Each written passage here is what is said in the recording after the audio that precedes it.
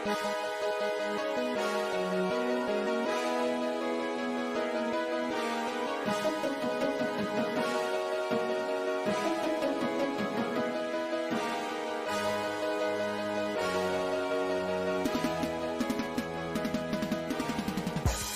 in. Episode number 15 coming at you. Here's S0ner Sports Radio Podcast presented by Ballscape. The best a man can scrape.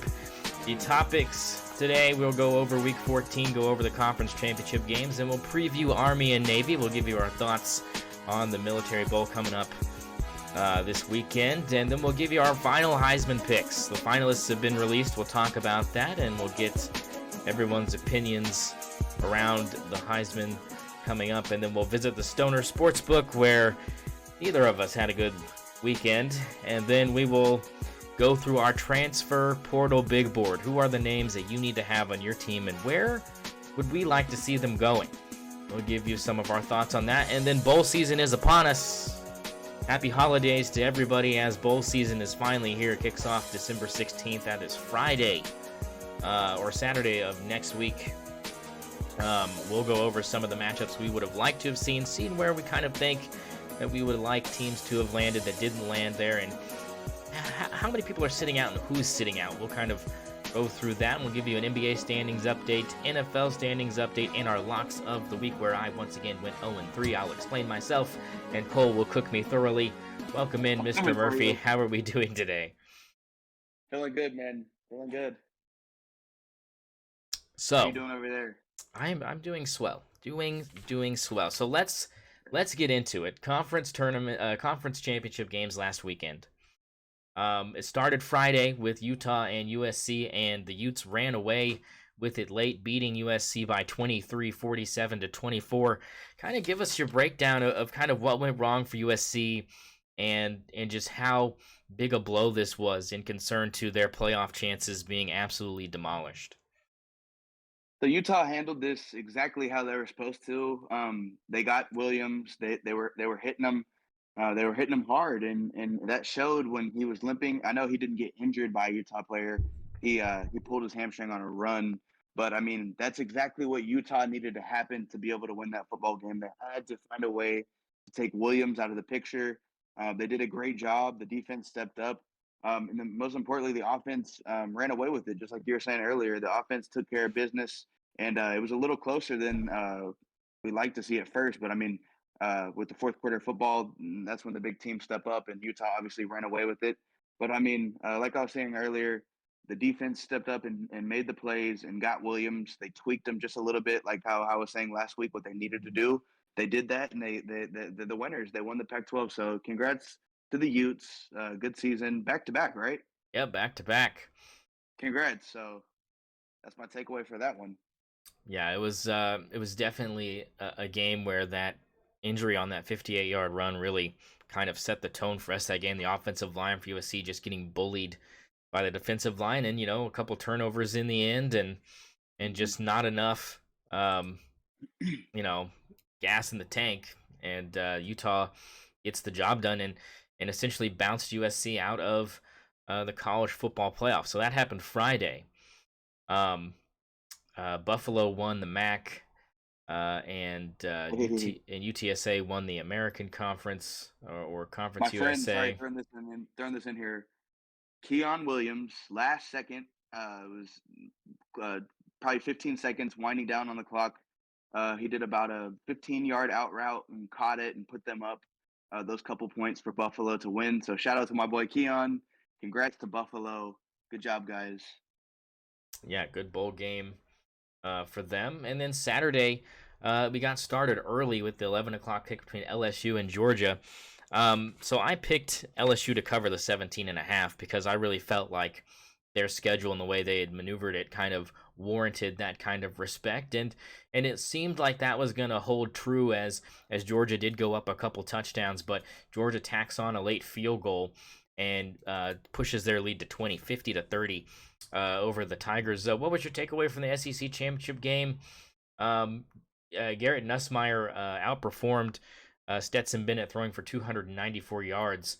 Was the better quarterback that day, but Georgia's defense just really kind of stopped anything that LSU had going on. So give me your thoughts. It was what I expected. I mean, I remember I was very into last week about saying about their Georgia's defense and how good they are, and how Georgia's offense can step up, and they don't always have. When you have a great defense, your offense doesn't have to do the most. When your defense plays the way Georgia's does, all you have to do is put a couple points on the board, and I mean they did more than that. But I mean, it came down to Georgia's defense. I mean, they're the best defense in college football. Everybody on the defense, all 11 guys are locked in. They took care of business, and that's pretty much just what I was saying last week, and why I was so into Georgia winning this and by the spread, just because their defense, you can't get past them. I think they led the SEC in least amount of points. I'm not sure if that's a fact or not, but I know they have to at least have been top three on that. But I mean, defense wins championships, and that's exactly what they did here, and that's why they won the SEC, and that's why they're going to win this whole thing this year. Yeah, they have played more games than they have allowed touchdowns this season. So I would say that the defense is pretty good. At least leading into that game. I don't know if LSU put one over on them by scoring 3 times or 4 times or whatever. But yeah, I mean this was the only game you got right over the weekend. So I mean I have to give you props. I mean I have to give you props on calling that. I was only a field goal away from being right. So eat your heart out. I mean, but other than that, I mean, rough weekend for both of us regarding picks. But moving on to the Big Ten championship game, I did pick Michigan to cover. They did. Cole thought maybe 17 was a little bit too much, but Michigan gets the job done by 21, 43-22. And this game, Purdue kicked about 5 field goals in this game, and if those were touchdowns, they would have probably hung around and maybe have won this game. What were your thoughts on Michigan, and do they look playoff ready? That one's hard to say. I mean, obviously they are. They're in. I don't think they're going to be the team to win this. Excited to see what they can do against TCU. But I mean, as far as this game goes, I mean, they stepped up. They won. They put up big numbers. I mean, they are playoff ready. They're beatable though. So I mean, you have to throw that in there. And their star running back's not there, so that's huge. And I mean, they're still finding a way. And head coach Jim Harbaugh, I mean, great head coach, great offensive mind, defense. He's a head coach. He's obviously that for a reason. But I mean, Purdue, they're not a bad squad. I mean, obviously they were in the championship and they led that side of the conference. But it's when, like you were saying, with the 5 field goals, on those you have to capitalize. You got to find a way to get the first down, and you got to find a way to get in the end zone. And they're a good enough team to do so. But I mean, just the Michigan team this year obviously is a standout. So I mean, it's hard to get in against that defense. So I mean, good job Purdue. I mean, they led that other side of the conference, but I mean, it's Michigan's just different this year. So Yeah, I think when that field shrinks within 25 yards, that defense is pretty good. And yeah, I yeah, think that yep. I think that was kind of the bottom line there was if Michigan's red zone defense was any worse, this would have been a ball game. Mm-hmm. So yeah, like you said, props to them. That defense has been like that all season. Just ask Ohio Yeah. State. So moving on to the Big 12 championship game, this one was a shocker, and I thought this was going to be the end all be all for the Hypnotoads galore here. Kansas State in overtime gets it done, 31-28. TCU stuffed at the 1 yard line on 4th and goal in the first overtime. A lot of people thought that was a terrible call by the referees. They thought that he was in. But K-State benefits from that. They run a couple plays, get about 15 yards, and kick a chip shot to take the Big 12 title. I mean, what was your takeaway from TCU falling for the first time this season?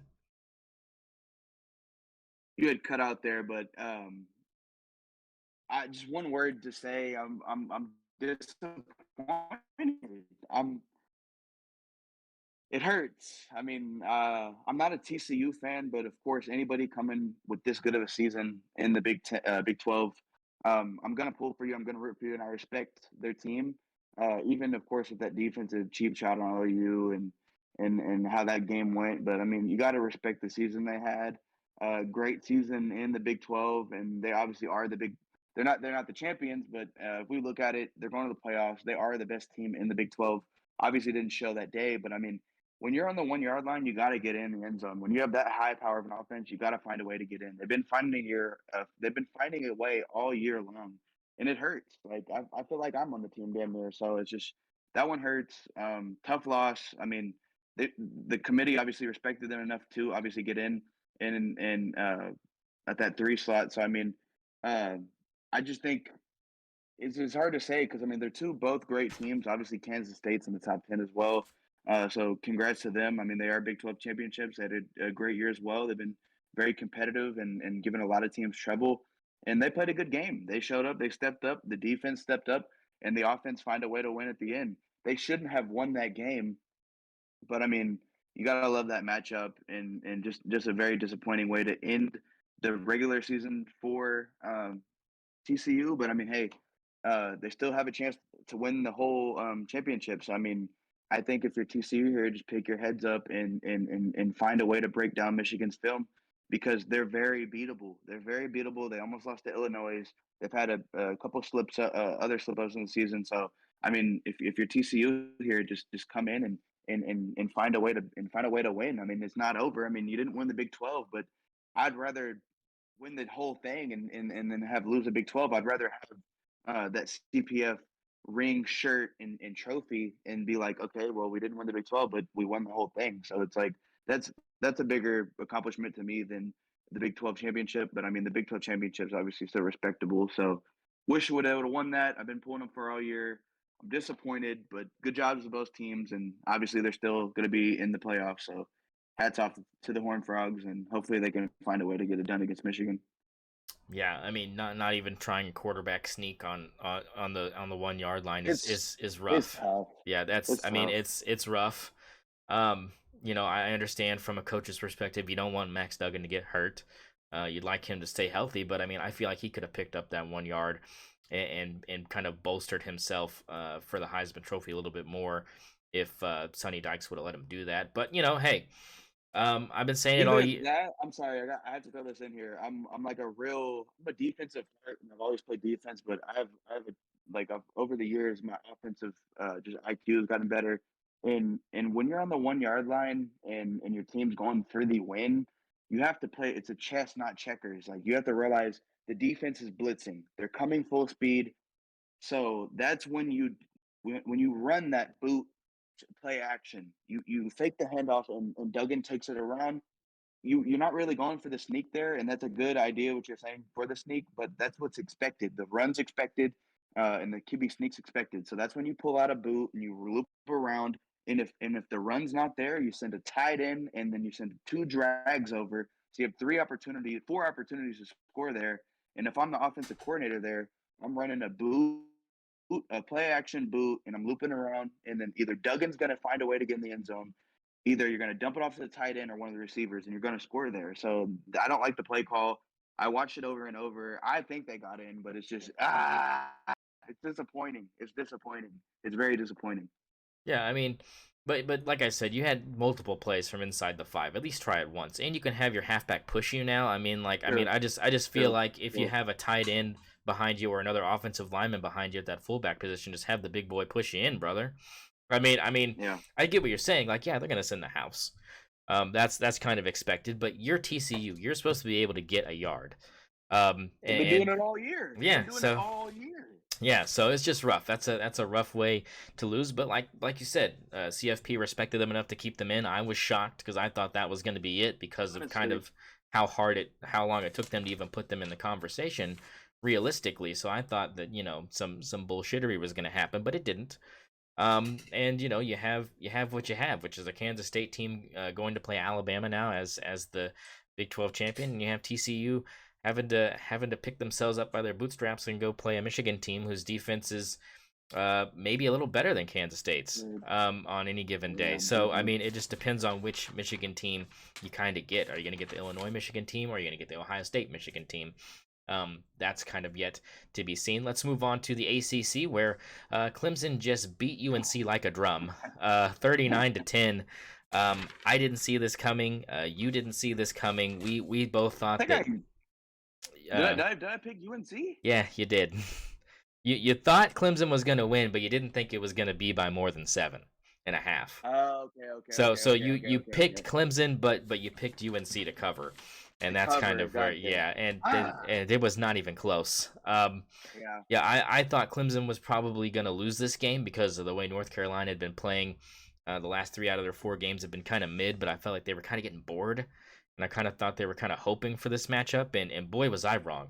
And Cade Klubnik goes for 279 yards for the Clemson Tigers, and the freshman is going to start the bowl game over DJ Uyunglele, and we'll see if they can do some damage against that Tennessee defense. But I mean, that game is slated to be a good one as well.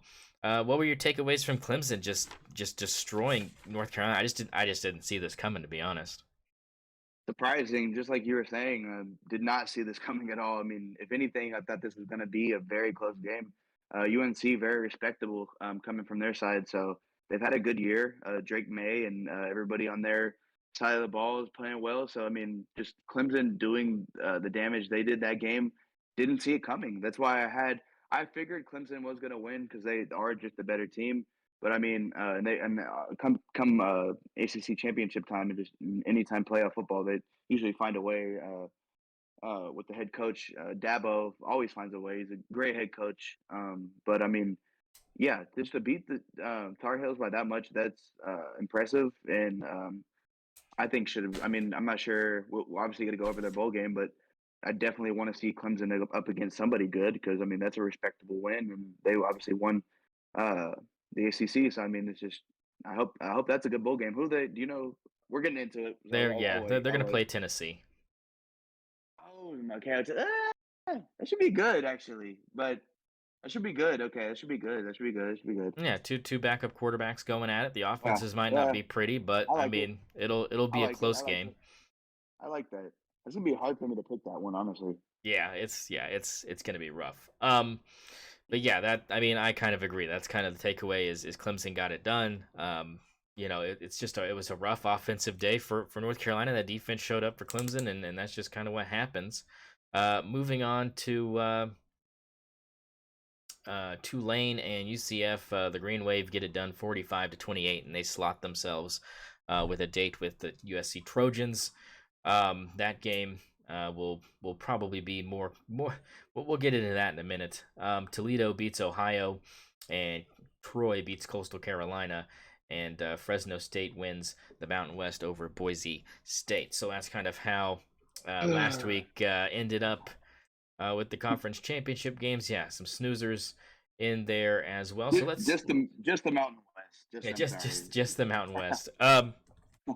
So this week, week 15, not a lot of games on the slate, just one. Army versus Navy. So this game right now is a 2.5-point favorite in favor of the Battle Goats, known as the Midshipmen. So Navy 2.5-point favorites here. You're an ex-military man, Cole. What are your thoughts on this? So I haven't kept up with two teams very much this year. I've seen a little bit of them play, but I mean, when both of these two teams come together, it's always a battle. Obviously, uh, military. I mean, all those guys are squared away. So I mean, it's going to be a battle regardless. I mean, I would like to know because I didn't really follow um, much of the armed forces football this year. But what if you could pull up real quick for the fans, what is both the teams' records? I'd like to know, and then each team's biggest win. All right, so I've got it pulled up right here. So as far as Navy goes, they are 4-7. 4-7 for Navy. Not been a great year for the midshipmen. They have had their struggles, to say the least. They lost to Delaware, lost to Memphis, lost to Air Force, lost to SMU, Houston, Cincinnati, and Notre Dame, all losses. Their biggest win actually came last week against, or not last week, 2 weeks ago, against UCF. They beat the Knights 17-14 in a big upset. Good win for the midshipmen. They've also beat Tulsa by 22 points, 53-21. Tulsa absolutely terrible. They beat Eastern Carolina 23-20, and they beat Temple 27-20. Those are your 4 wins for the midshipmen. As Mm-hmm. for the Army Black Knights, they are 5-6, so only 1 game difference Right. here. They've lost to Coastal Carolina, UTSA, Georgia State, Wake Forest, Air Force, Troy. Those are their losses. They did beat um, they beat Villanova, which is not a D1 school. They beat Colgate, UL Monroe, UConn, and UMass. Those are the only Okay. wins My for the bad. Black Knights. So deservingly, they are kind of behind the spread here, with the Navy having a little bit more impressive wins than Army. But like you said, this game is always up for grabs. And nothing is ever for sure. We've had tons of games where Navy's been favored and Army has come out with the win. Navy's Yeah. been favored in like the last 10, Yeah. at least spread wise. So Army's won, I think, half of those, if not like 4 out of the 10. So, I Mm-hmm. mean, 2.5 point spread is nothing. You might as well say this game is a pick 'em. Yeah. Especially with only 1 game separating these teams record wise. So hopefully the midshipmen are looking at at at a win here. I mean, they could use it. I mean, what are your Yeah. thoughts here? Based with all that info you just said, this one's hard. It's going to come down to the wire.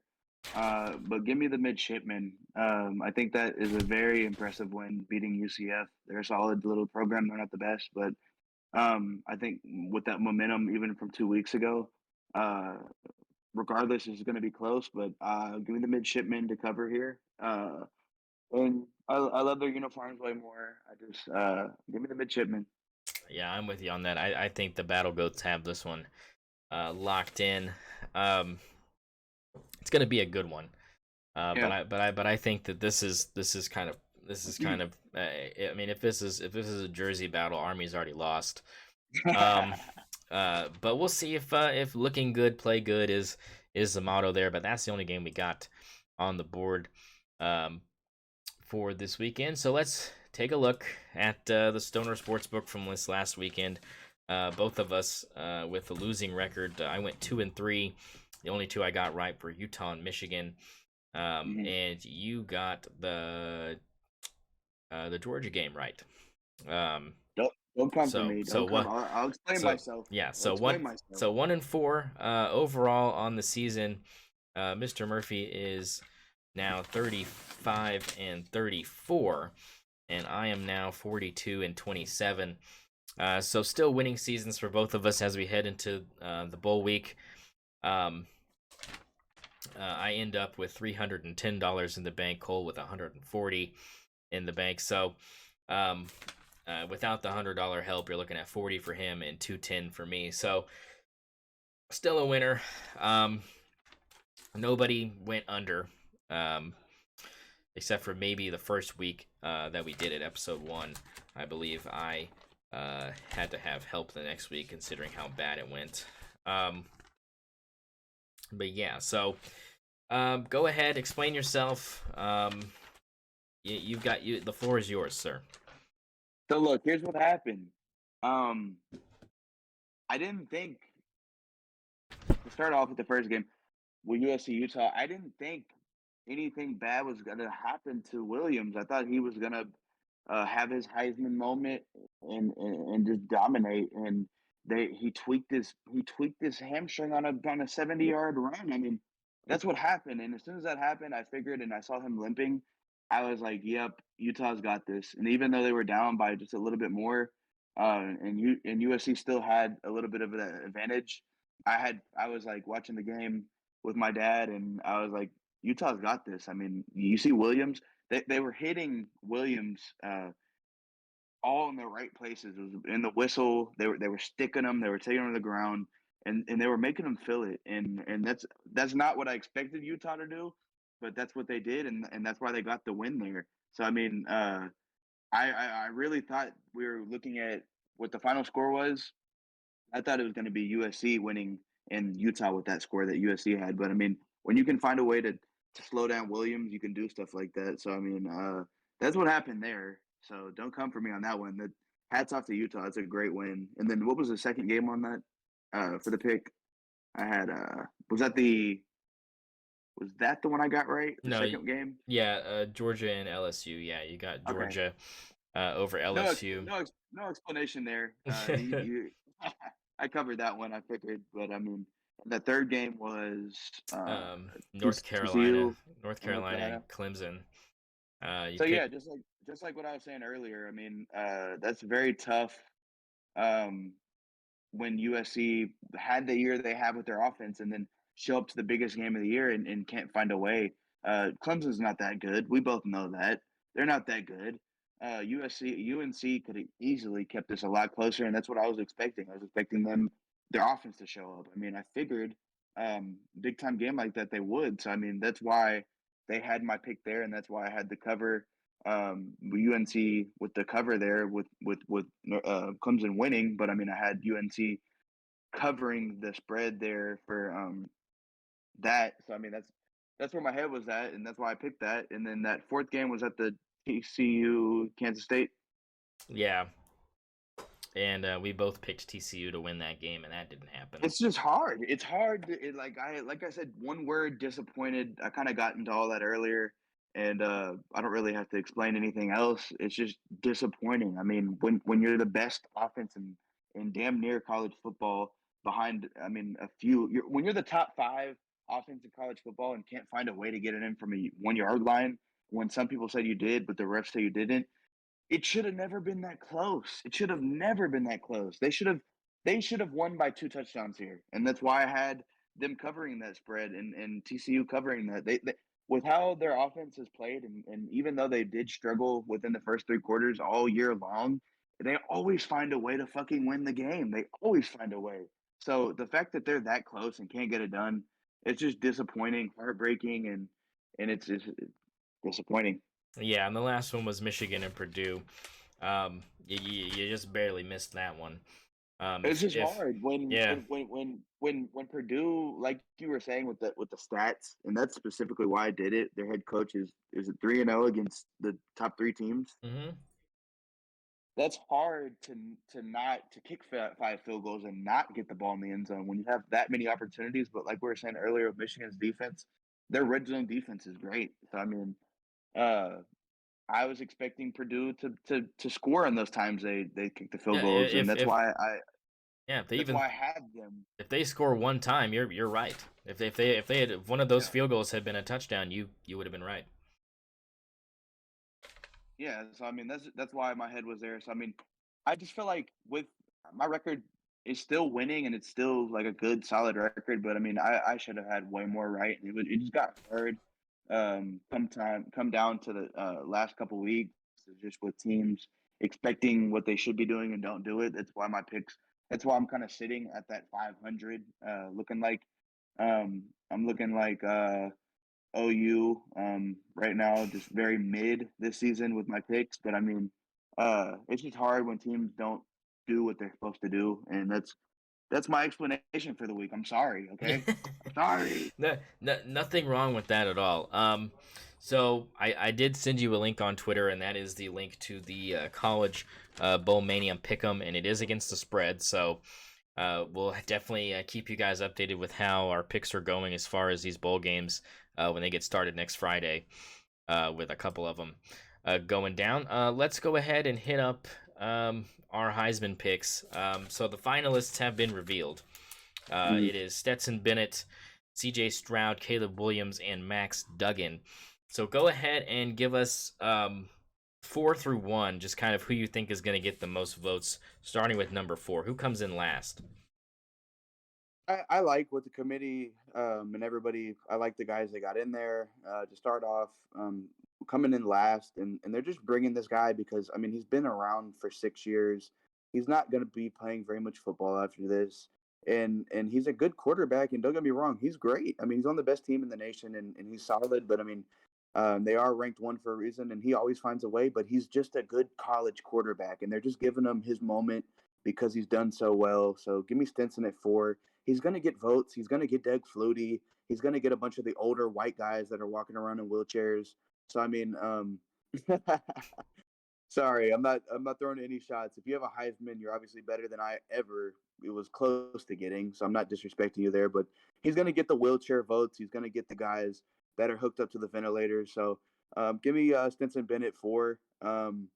At 3, I believe, and I hate to say this, and I really do, but this is just being realistic. This is what happened. It's because of the numbers. It's because of the loss, and it's because of what happened this year with him not finding a way to win that Big 12. Give me Max Duggan at 3. It's just realistic. It's what's going to happen, and he's my one. If I'm in the committee and I'm the Heisman, he's got my vote. He's got heart. He's got character. He's a team leader. He's got a good chance to take his team to the CPF championship. So I mean, uh, Duggan at 3. 2, they're gonna put Stroud. He's gonna get those second place votes, and uh, specifically for number purposes, he has the numbers, and he just falls just short of the winner. And I hate to say this one, but they're giving it to Williams. He's the best quarterback, and he's the guy I would want on my team. And he's just the most athletic. He's had the most Heisman moments.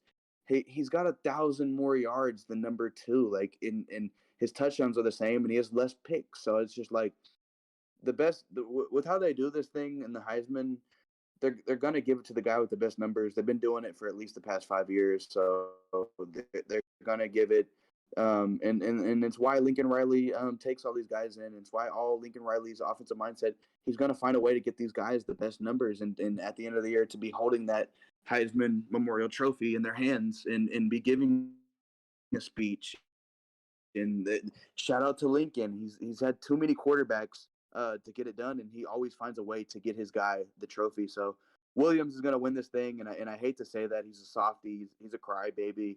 He paints his fingernails. Like he's just a joke in my eyes, but he is the best quarterback on college football, and he's the best player in college football. So they're going to give it to Williams, but I don't. I'm going to look at the picture and then keep swiping. And congrats. You want a cookie and milk?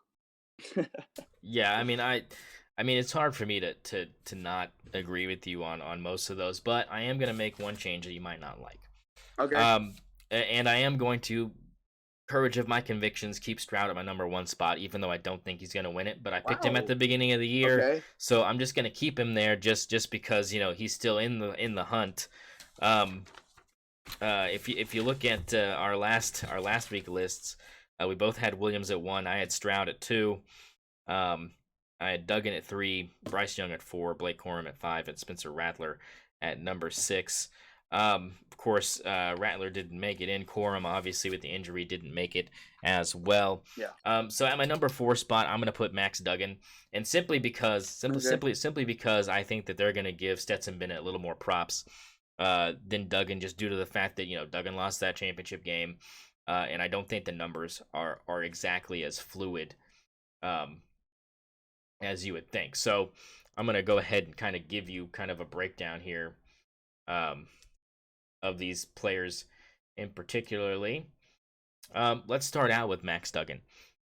He's thrown for over 3,000 yards, 3,321 yards, 30 touchdowns, and 4 interceptions, and a QBR of 80.2. I mean, it's good. It's a good solid number. Let me go ahead and pull up Stetson Bennett's numbers here. And the thing about Stetson Bennett is everybody thinks he's, a check down Andy, and I agree.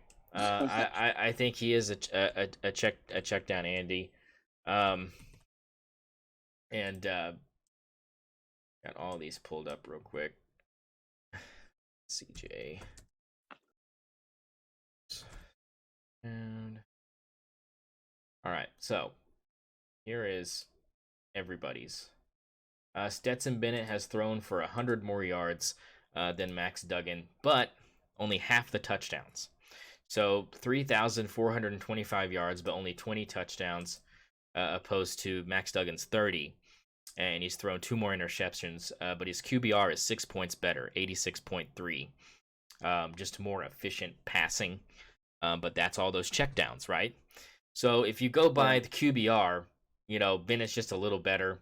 And in fact, Caleb Williams is only 0.2 QBR points better than Stetson Bennett. He's at 86.5. So Stetson Bennett Okay. 86.3, Caleb Williams 86.5. So, but Caleb Williams has thrown for 4,000 yards, 37 touchdowns, and 4 picks. It's really hard to argue with those numbers. It really is. Now, Stroud also has more throwing yards than Max Duggan, and he's got more touchdowns, but he's also got 2 more picks. But he has the best QBR out of any of these quarterbacks in the Heisman race with 87.7 QBR. So by the numbers, CJ Stroud should be your number 1, right? It should be CJ Stroud, Caleb Williams, Stetson Bennett, and Max Duggan if you were going by QBR. So I mean, and that's kind of shocking. I'm not going to say it's not. I wouldn't have expected CJ Stroud to have the best QBR, but he has. But that's going to keep him in the discussion. I think that Michigan loss does hurt him. And he has had games where he hasn't put up good numbers. Only 50 passing yards against Northwestern, absolutely abysmal. Yet it was downpour raining. The conditions were terrible. It was a game where the coaches wanted to keep the ball on the ground, and you still won that game by 14 points. Sure, you were like 28 or like something point favorites because Northwestern was just terrible, but everything kind of lined up for Northwestern to hang around in that game, and you still found a way to come away with the W. Maybe people think that that's a bigger deal than Caleb Williams crapping his pants against Utah twice in a season.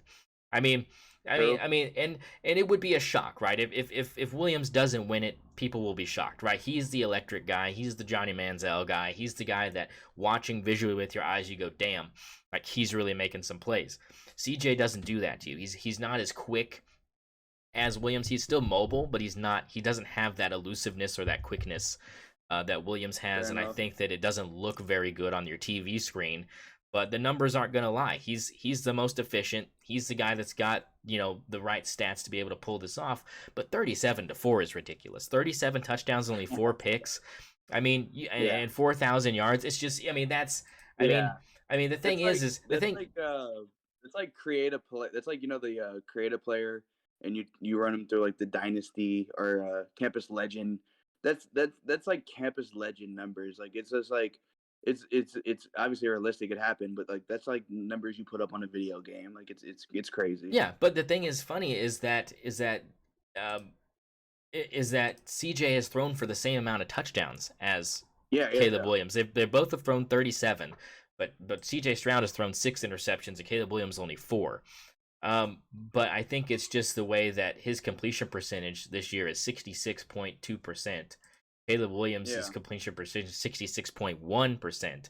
And I think that's the biggest difference is just the completion percentage. You look at Stetson Bennett, he's completing almost 70% of his passes. And Max Duggan is the worst at 64%. So, it's just, that's where those QBR stats kind of come in, because that's why Duggan's at the bottom, is because the completion percentage is ass, even though everything else is fine. Here's the thing with Stroud, just real quick. Here's the thing with Stroud.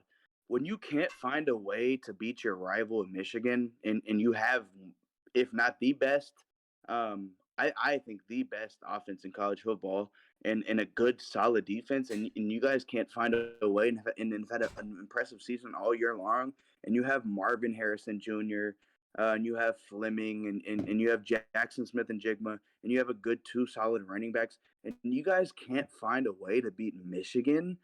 And on top of it, you don't go to the championship game. You're a great quarterback, and you did very good, but you as a Heisman guy, you can't be looking at that. And even though you have the same touchdowns and less yards, you can't give it to that guy. It's just, you're obviously not the best player. You're one of the best, but you're not the best guy. If he had last year's stats, he would have had a chance. Last year, CJ Stroud threw for 4,435 yards. And 44 touchdowns. So that's. If they would have beat Michigan, they would have went in. They didn't beat them last year. Yeah, it's sad. Yeah. If they would have beat, if Ohio State, which they should have, they had all the cards lined up, all the dominoes there, everything was good. They looked good. They were projected to kill Smokem and Blake Corumb's out. If Ohio State wins and dominates Michigan, they're gonna go kick Purdue's ass. And then we would be sitting here talking about, well, who's going to win the Heisman, Williams or Stroud? Who's going to win that? Because Ohio State would be in the playoffs at 2. and they go up against TCU, and we'd be sitting here talking about um, who's going to win the Heisman. He has 1,000 more yards, but they won the Big Ten, and um, he obviously is leading his team. And who's going to win? Like that's what we'd be saying, but it's just it gets under my skin just a little bit how you're that good and can't find a way. Like you're one of the best schools, and you guys lose to your arch rival, and not just lose, you get your ass kicked. You don't show up at all. So unfortunately, we can't give you the Heisman, Stroud. You're a great guy, you're a great quarterback, but you didn't find a way to get it done. So it's disappointing for him because I know he's such a good quarterback. Yeah, I mean, yeah, I agree. I mean, you lost to Michigan 2 years in a row, but you're still in the playoff. You still got a chance here. But here's big news for you: no Jackson Smith-Njigba for the Georgia game. He is opting I out heard of the he's there for playoff the game. draft. I heard about Yeah, that. I just so heard about that. so that means Marvin I Harrison don't think Jr.'s got they to be the haven't been guy. using him. They haven't been. Yeah, they haven't been using him very much all year. Anyways, I mean, he still's put up good numbers, not as good as last year, but they haven't been using him. And I get it; it's for the money. That's why you go play at that high of a level. And at the end of the day, it's just college football is great, but I mean, when you're making something you're living and you're trying to pay bills and take care of your life, it's like I get it. Like go get ready for the league. Like you're obviously one of the best college football players ever, and uh, not ever, but one of the best receivers ever to step on a football field. But I mean, when you have your target guy being Marvin Harrison Jr., all you got to do is lock your corner on him and put a safety at the top. I mean, he's still going to get catches, but you can find a way to shut that guy down. He's not. He doesn't walk on water or anything, so he's not going to. He's not going to be. I don't see them. When you have such a good offense and like that, and you're going up against such a good defense, it's very easy as a defensive coordinator just to say, hey, I want to double team Marvin Harrison Jr. I want you to stay on man, and I want to send a free safety over the top or even my strong safety, and anything past 10 yards, I want you to come down on that. And they're going to limit their offense, and Georgia's going to win this thing easily. So that's just a little inside scoop preview, but that's just the realistic. That's what's going to happen. They're going to shut them down, and Stroud's not going to do much, and Georgia's going to hit hard, and they're going to get them. It's SEC versus Big Ten. They're going to show why the SEC is the best conference in college football. Yeah, I mean I've got some thoughts on that, but I mean we'll get into that here as we. For all 0ner Sports fans, I promise I'm not a part of any SEC podcast. I promise. I don't like those guys. I'm just saying it's a realistic. The SEC is the best in college football players, and they have the best guys. It's just what it is. It's realistic. Like if you go to the SEC, you're playing the best football. You have the best chance to go to the NFL. If you get on the field, you have the best chance to go to the league. Even if you're a backup, you're going to get a pro day. Yeah, I mean I mean that's probably true. I wouldn't disagree with that. So moving on into this topic, which is probably a little bit of a long-winded discussion, but the transfer portal has been open for about a week now. We've had over 5,000 NCAA players enter the portal, which is a record. Obviously with NIL deals and players moving around, this has been kind of exciting topic to discuss here and there. So my question to you, sir, is I'm going to give you a list of these guys, and I want you to tell me kind of where you would like to see them play and why. Okay. So I'm going to just keep it simple here. There's obviously a lot of players entering at different positions, but I'm going to it could be all day. The biggest booming. the biggest news really coming out of the portal is going to be the quarterbacks. Obviously, those guys moving around. That's going to be kind of interesting to see. A lot of these guys entering the portal for the second year in a row as well. When you talk about players like JT Daniels, who's leaving West Virginia after transferring from Georgia last year and is looking for a new home now that Garrett Green has beaten OU and become the starter. So that I'm sorry, JT Daniels. You're just mid, and it's obviously showed. You don't bounce around to that many colleges. You're still a good quarterback, but I'm sorry. I just throw that in there. yeah, I mean I think Rough college experience for that guy. Yeah, so here's some names I'll give you, and we'll start Okay. with that, and then we'll go through kind of some teams that we think have been affected most by the portal, and which teams could bounce back due to accessing the portal. We'll kind of go through maybe two or three teams that we think could benefit the most from the situation. So I'm going to start with this quarterback out of Clemson, DJ Uyunglele. Um, I mean, this is a guy that has some potential. He's not terrible. He makes some ill-advised IQ decisions. But where would you like to see, or where do you think would be a good fit for DJ to go out and try to cook again?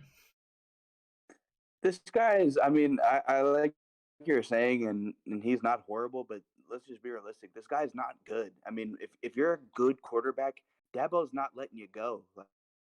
Like he's gonna be damn near married to you, like he was to Trevor Lawrence and all those guys for all those years. So I mean, he's obviously not very good. I'm not gonna say he's horrible. I mean, he's a solid quarterback, but he's not very good. Like just realistically, and I don't think he's good enough to go to very many places. I mean, he can transfer around, but I don't. He's not good enough to play in the SEC. And let alone the Big 12. He get tore up in the Big 12 as well. He could play in the ACC. I think he could. That would be a cool little story. I'm not sure who needs a quarterback necessarily in the ACC. What's his name at Wake Forest? Is it Say it that again. Say it again. or even Whoa, whoa, whoa, UNC, whoa, whoa, whoa. ACC? That's you pretty see any. Can you hear me? Yeah, it's hold on. It's all Can you like hear me? it's all jumbled up and layered. Give me a second. Oh, okay. You're good. Okay. Say what you were saying again. Yeah, yeah. So pretty much, he's just not very good, like I was saying earlier. So I don't think he should be transferring anybody else's conference. I'd like to see him stay in the ACC and go to a team that needs a quarterback. You know, there's a bunch of those teams that just need that extra piece to be better. So I mean, any guys, I'm not sure who's leaving for next year, but any ACC team that's more good to mid, I think he could squeeze in any of those teams and make them way better. And then it'd be cool to go up against Clemson. It's like, hey, fuck you, like you transferred and I beat you, like that'd be cool. Yeah, I mean, and teams that would be available looking for quarterbacks, North Carolina. They Yeah, they North they, they Carolina have would be a Drake good one. May going to the draft this year. NC State, they're losing Devin Leary to the portal. He's going to the Okay. portal. That was another player I was going to ask you about. Um, and I mean, obviously, you got teams like Georgia Tech who could use a quarterback. Theirs is going to the portal as well. So a lot of ACC quarterbacks leaving for the portal. So like you said, there's opportunities in conference to go somewhere. I like him at UCLA. With Robinson leaving, I think Chip Kelly could be No, exactly what DJ is looking for. I'm sorry, not yeah. I Is like it that. I yeah? like that. I I mean, like that. it just seems like a good fit. That West Coast offense might be a little bit better than the pro style that Clemson seems to run. Because here's the thing. I mean, I feel like DJ is on the same level of Spencer Rattler last year, right? We thought, oh, he's so Yeah. screwed. He's going to South Carolina. What a joke. Like, and then he ended up finishing the season beating Tennessee and Clemson. So it was kind of like, well, did it really go as planned? No, but it went better towards the end of the year than it started out. And I feel like DJ could kind of be the same kind of guy where you go to one of those mid-level Yeah. teams like a South Carolina, or in this case, maybe a North Carolina or an NC State in conference, or go out to Baylor. Baylor needs a quarterback. They could benefit from DJ being back there. He is good enough to his accuracy is fine. Play in the Big 12. He It's could play in the Big 12. it's just the IQ. I mean, Kansas. I mean, go to Kansas. I mean, they've got go try to build the culture in Lawrence. Kansas State. They got it. I mean, Will Howard may not be the answer. If DJ comes in, he might beat him out. I mean, Texas Tech, for God's sake. I mean, Braden Morton looks good, but can he stay healthy? I mean, you have to have a backup plan in this day of age. And there's teams that he could go to. He's not as bad on this list as some of these other guys. And leading into Yeah. that, let's talk about Devin Leary. So coming into the season, people were hyping up Devin Leary as NC State's, going to be great. Their top 10 team, in preseason. People are thinking this is the team that's going to beat Clemson. They only lost by 10 to Clemson, but then we end up finding out Clemson's not that great. So, I mean, did that really mean anything? But Devin Leary says, I'm out. Screw you, Wolfpack. I'm going to go see what's out there. And I'll start this one off. I think this is the mid quarterback. I think this is the guy that'll end up at like a Boise State or end up at Yeah. an Indiana or a Michigan State, or fuck it, even fucking Kentucky. Give me fucking Kentucky. If Will Levis can run that offense, Devin Leary can run that offense. I just think I was thinking exactly where you were headed with that. I could see him in like a mountain, like a Sun Belt, like Mountain West, like USA, like just any like mid, like any of those teams. I could see him going and going to there. Yeah, go win a bunch of games in the Mountain West. Go throw for a bajillion yards and look great. Go to Wyoming. Build up your draft stock. Build up that film because you're going to be one of the best quarterbacks in that conference. You're just going to pick people apart because he, I think if and it might be the best decision for him to go to a team like, like you said, like a Wyoming or a Fresno State. Somewhere that could use a quarterback that's just going to throw for a bunch of yards and win you 10 plus games and get you to a good bowl game. I mean, he just needs something positive for NFL tape, and him getting hurt this season didn't help him, but it didn't hurt him either because it wasn't his fault that the team didn't perform to where they were supposed to. Now, they're still ranked. They ended the season ranked. They started the season ranked. When it comes to preseason polls in the NCAA football realm, it's very hard to stay ranked in that, 10 and below section for the whole entire year because of how inaccurate those polls are. You look at teams like Baylor and Oklahoma that fell completely out of the top 10. You look at teams like Oklahoma State that fell out of the top 15 pretty fucking fast after climbing all the way to like 6th in the country. I mean, it's really hard to predict how good these teams are going to be, but you can't blame Devin Leary for NC State not performing up to snuff in some of these games. But you can credit NC State for salvaging their season with a backup quarterback and still remaining number 24 in the country at the end of the year. So, I mean, that's kind of one takeaway to look at it. But I believe, yes, Devin Leary's more mid than DJ. And you'll probably see him somewhere where he's just going to be throwing up a buku amount of yards like fucking Arkansas State or some shit. I mean, build that draft stock, buddy. And here's the next one. I'll give you this one. The floor is yours on this. Let's talk about it. This is the biggest one in the portal right now, and everybody's favorite going into the portal, Spencer Sanders. So Oklahoma State's quarterback leaving with a chance to become a stat leader in every single category at Oklahoma State as the best quarterback to come through the school numbers-wise. And decides to opt out and say, I'm not going to run for my life anymore. This offensive line has not been built up in the last 3 years like they promised me it would. And I'm tired of running around. Maybe I want to go somewhere with a better offensive line or someone that just has a better chance of winning their conference and getting a playoff spot. Where do you see Spencer Sanders fitting in the college football world after leaving Oklahoma State? I'll tell you where I think he's gonna go. I don't know. I have a friend that plays for OSU and he's actually good buddies with him, so I could actually get an inside scoop of kind of where his head's at and what teams, and I could pull that up and ask my buddy if he knows where his head's going in any direction, SEC, Pac-12, if he wants to go ACC, or even stay in the Big 12. I don't really know where that guy is headed. I think he's going to go SEC. I don't know what team. I know there's a bunch of teams that would take him. But here's what I'm going to tell you where I'd like to see him at. And I don't know how you're going to feel about this one. I know you had another guy going there. But I like Sanders at UCLA. I think Chip Kelly and him could really draw some stuff up and put up big numbers and also win a lot of games for the Bruins. So, and I'm not sure if Bo Nix is going to be there for another year, but also Bo Nix plays for. Okay. Yeah, go ahead. Even Oregon or Oregon State, I could see Sanders going. That's where I would like to see him go, like a Oregon State, or a UCLA. I would like to see Sanders in the Pac-12. I think he's more of I played at Big 12 and I'm gonna go SEC and I'm gonna get my draft stock high and I'm gonna go to like a Kentucky or somewhere like mid-level SEC team and get on that. but I'll find out kind of where his head's at. Because I have one of my buddies, CJ Tate. He's a preferred walk on to OSU, and he made the team, so he's on the team now. Shout out to CJ, and they're good buddies, him and Spencer. So I'll see what I can. I'll text CJ and find out where he's gonna heads at. But that's where I think he's going. But that's where I'd like to see him at, like a UCLA, Oregon State. Yeah, I mean, But where are you thinking? well, I mean, so no, obviously no rumors or anything. Not really, not really, not really I'll any get the scoop. Yeah.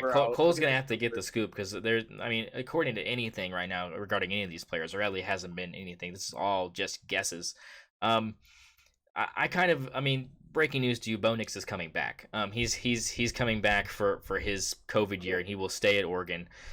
He's hoping to win the Heisman and boost his draft stock next year. So I feel comfortable with Bo Nix coming back as an Oregon fan. Yeah. So I mean, we gotta throw that off the table for Spence. But I like Oregon State. Oregon for you, buddy. I know you love those uniforms. Yeah, I mean, and I wouldn't mind Spencer Sanders if Bo Nix was leaving. But I think I would rather take Oregon uniforms. Get me a little nice little chub going. So I love those Oregon uniforms. Yeah, look good, play good. That's been the motto this year, and we've kind of dropped the ball late. But hey, I mean, we're still in a decent bowl game, so I'll take it. A lot of people like Spencer going to Auburn. They think Auburn might be a good fit for Spencer Sanders. I see it. I mean, with Hugh Freeze coming in from Liberty to take a hold of the Auburn program, Spencer kind of fits in that offense, kind of like a glove. And Auburn's got the offensive line to where they can protect him. And that's why I think UCLA is a bad choice for him and a better choice for DJ.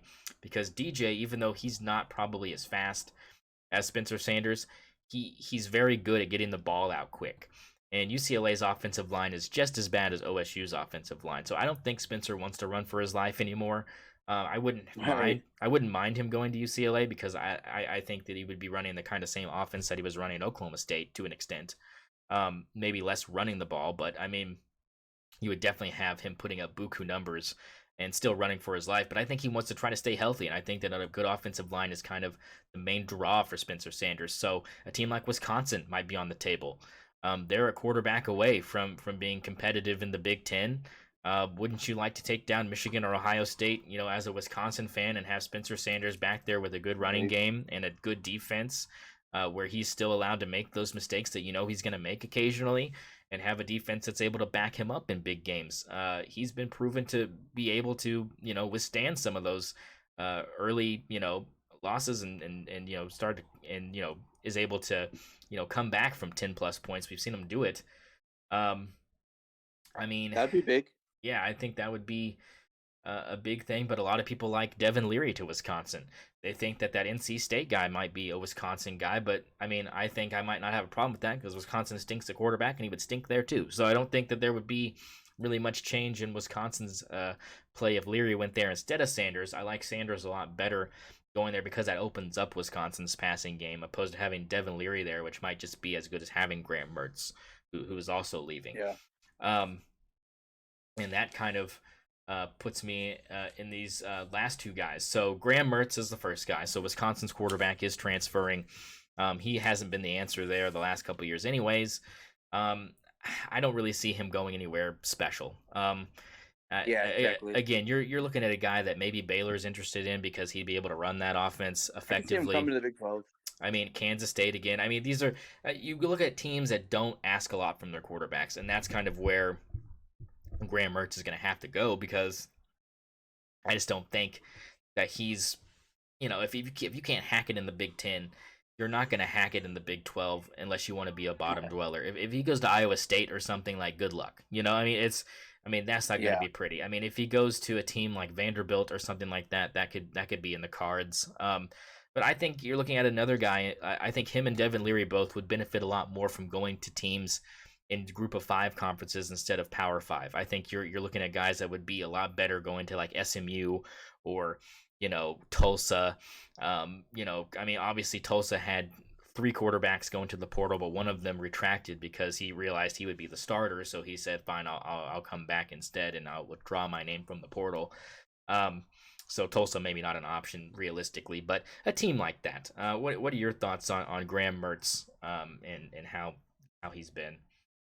I disagree with you exactly. I think you're spot on with that, and I think he needs to go somewhere not Power Five and go to more of like a mid conference and succeed there. I just don't think. Same with Devin Leary. I think they're both mid. So I mean, I don't think they need to go to school that doesn't ask a lot and somewhere they can just step in, stay in the pocket and throw the ball, maybe scramble a few times. But yeah, maybe somewhere mid team in the Big 12 or even go down to like Conference USA, something like that, whatever. Yeah, and then the last two quarterbacks I'm going to mention um, is Pitt's quarterback Keaton Slovis, the former USC quarterback that transferred out to Pitt, and then Pitt was supposed to be like a good team and they weren't. He's going back into the portal, and Yeah. and JT Daniels. We'll kind of end on those two. There are a couple others. Boston College's quarterback is leaving, and Georgia Tech's quarterback is leaving also. He's not bad. He's not bad. That guy. Which guy? What'd you say again? Sorry, you had cut out there. No, I was saying which guy are you saying isn't bad? Oh, what's it called? From just completely slipped my damn mind. It was the second one. There was, my God. JT Daniels? Gosh, should you say it before JT Daniels? Oh, Keaton Slovis? Not JT Daniels, Pitt's quarterback from USC. Yeah, Keaton Slovis. Keaton Slogan. Yeah. He's not bad. He's not great, but he's not bad. Keaton Slovis. Yeah. I've just seen a little bit of him, but he could he could be on a good team. Yeah, I mean those are kind of the kind of the bottom of the barrel for me. I mean I don't think JT Daniels goes anywhere interesting. I think that I mean JT Daniels, that's so rough. JT Daniels needs to go to like a Wyoming or like somewhere where he could be like the next Josh Allen or something because he's had a rough college career. So JT Daniels just needs to go somewhere like a Wyoming or something. Yeah, I kind of agree. I even see something like a Cal maybe. Something Cal or even Stanford, Arizona. Yeah, Arizona. Yeah, you could. I mean, ask Nick Foles. Arizona didn't turn out to be a bad choice for Nick Foles. He's a Super Bowl champion, brother. But, I mean, yeah, these are kind of the bottom of the barrel. I think the big ones, like we said, are kind of DJ Spence and Devin Leary are kind of the top three right now. Looking for a new home, but I think all those guys kind of benefit from staying. Benefit from going to smaller schools. Some of those guys. So teams in particular that have been hit big by the portal. Oklahoma State, obviously one of them. They're losing a lot of talent. They're losing their starting. They lost a bunch of defensive guys too. Yeah, they're losing Trace Ford. They're losing their linebacker. They're losing. Let's see. There was they're losing their running back. They're losing their linebacker Mason Cobb, who is the leading tackler. They're losing Kanian. They're losing their star safety Kanian Williams. They're losing Brennan Presley's little brother Braylon. And like I said, what's going on, folks? And did Gundy say something? Did Gundy wear his Fox News shirt again? Yeah, was he wearing the OAN shirt? Yeah, this is. I mean, Oklahoma State's been hit pretty hard by the transfer portal. They look like one of the teams that's giving away the most talent off of their roster, opposed to some of these other teams that are having big lists come out. Yeah, it's rough. I mean, hopefully they make some room for my boy CJ. Yeah, I mean he's got a chance now because I mean they're bare bones and they don't really have a great recruiting class coming really in. Good. He's really good, dude. I don't know. He's my bad. So I interrupt you. He's really good though. I mean, he played his first couple years at an NAIA up in Kansas. That was the best actually in that state for the conference, and then he transferred to OSU and walks on. And his first year, he had to get a little bit of academic stuff taken care of, and he got that taken care of, and he's on the team now. And he caught a touchdown pass in preseason from is it Rangel Garrett Yeah. Ringel, the quarterback. So Yeah. that's on the page. Like he can score. He has hands. He's fast.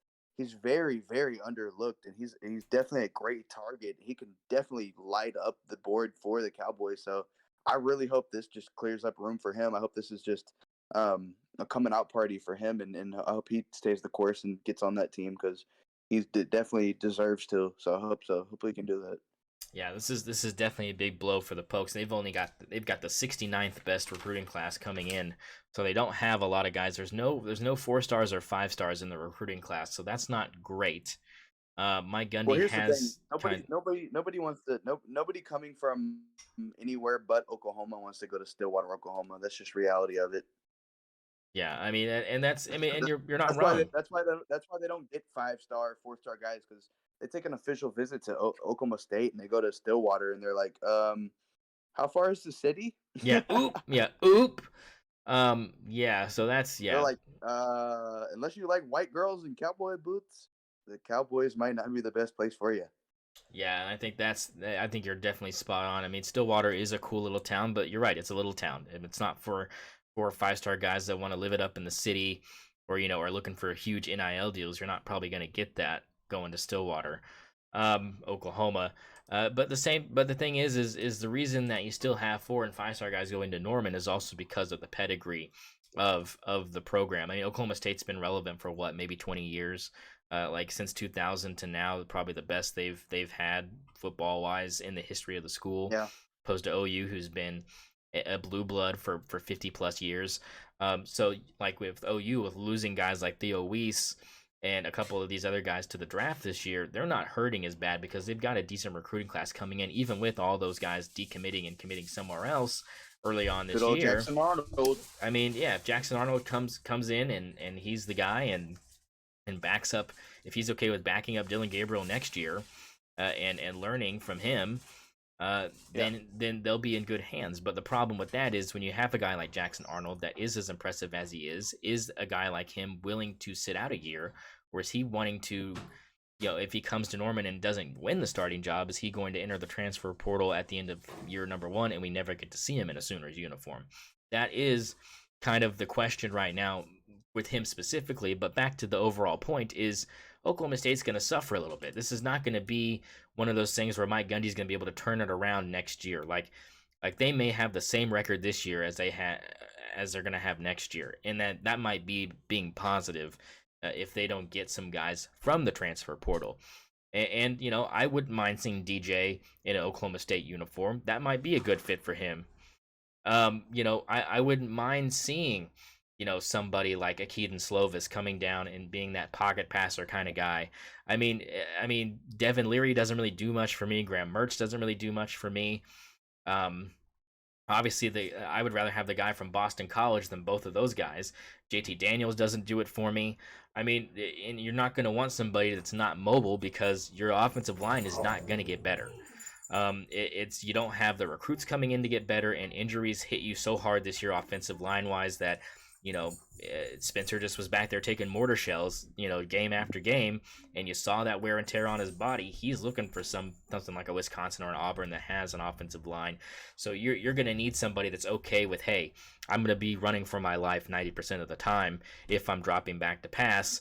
And that guy might be DJ. I mean, he's not the quickest, but I mean, that's somebody that could translate a little better than some of these other pocket passers in the portal. But Garrett Rangel doesn't really do much for me.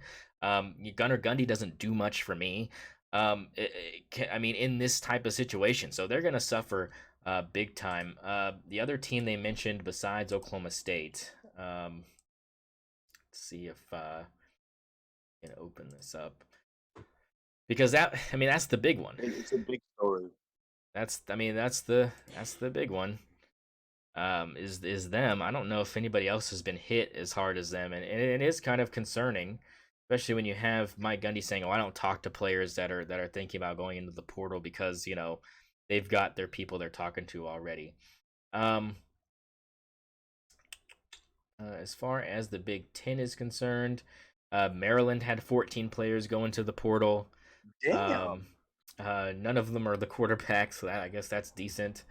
It's a significant number, but really they've only got really two players that are really contributors in that respect. The Pac-12, obviously Colorado, right? Hugely impacted by Deion Sanders getting hired. They're going to have tons of talent that are going to want to come up to Buffalo.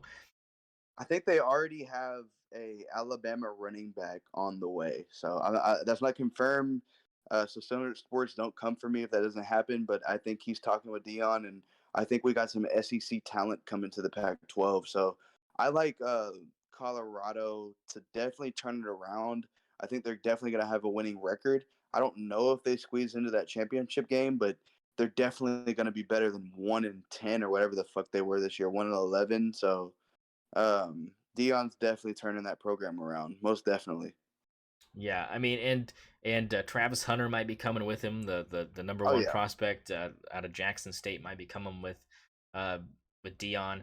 But the Buffaloes are definitely going to be a destination. I mean, Trace Ford's going to want to go there. I mean, Braylon Presley's going to want to go there. Anybody from Oklahoma State that's leaving and going into the portal, that they want to go there. Now people have made it pretty obvious that Deion Sanders wants his son to be the quarterback for this Buffaloes team. He's already come in and told players that positions are filled. You're already number 2 or 3 on my depth chart because I got guys coming with me. He said that to them to their face. He said so. Go ahead, put your name in the portal. Go ahead and leave if you feel like it because I've already got players I'm plugging into positions already, and they're cemented in unless injury happens. So you're just have to deal with that. And I think I really love that. I mean, I love where his head's at, and here's the thing: people are criticizing him a lot right now. He's getting a lot of heat from this. I'm not sure if you've seen all the hate he's getting, but people are like, "You can't demoralize these D1 guys. They earned it. They made it to Division 1. You got to take the guys that are on the team and make them better, and not tell them to leave, and not rub it in their face that they're not good enough, and you bring your guys in like shut the fuck up. Like y'all are pussies. Y'all went 1-11. Like you're not good enough. You're not good enough to play there. Y'all suck.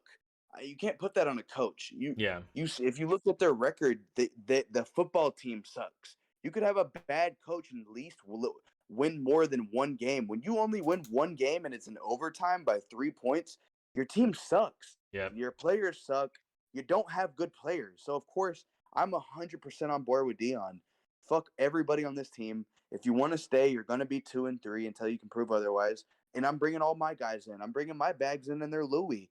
He's got Travis Hunter. He's got his guy coming in, his son, who's obviously going to be one of the best quarterbacks in college football. He's a true player, and they've been in a deal. What are I'm not sure what conference.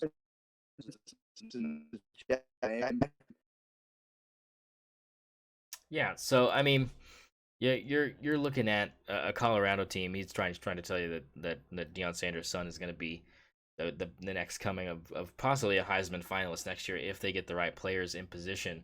And I don't disagree with that. Moving on to the SEC here, I'll give you some of the names of guys that are coming out as well.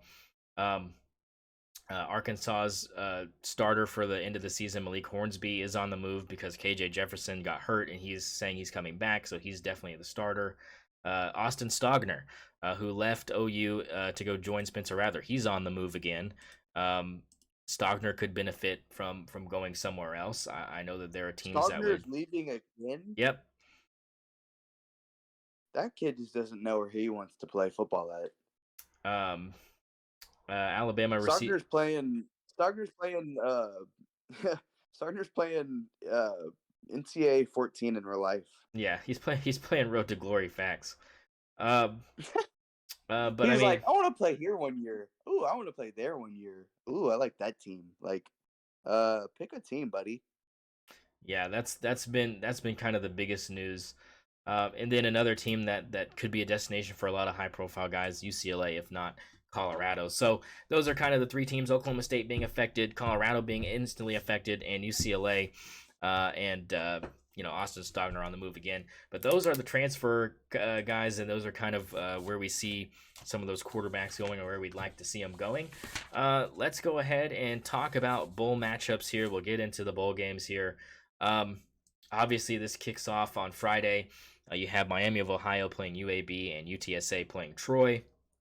Troy and UTSA are both ranked, so we have a ranked matchup at 2 o'clock in the afternoon on Friday. And the UAB Miami of Ohio game is actually at 10:30 Central Time, 11:30 Eastern in the morning on Friday. So not obviously great time slots for viewing, as most people will be at work during these games, and no one really cares unless you went to the school or are a fan. Any thoughts on this? Like I said, I sent you the College Bowl Mania things. We'll go through our picks when we make them today or tomorrow. I've made mine already beforehand, but the spreads are all out and stuff. So that's kind of what we've got kicking off.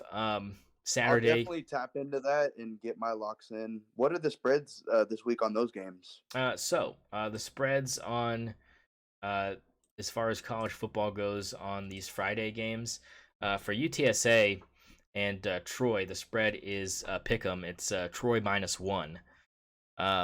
That's your spread. So not very lengthy. And UAB is favored by 10 against Miami of Ohio. Those are the two spreads for the Friday games. I like UABs to cover, but give me UTSA, the Roadrunners plus the 1. I like them there, so I don't know why they got hate. I know they're probably not as good, but I mean, they can find a way to win.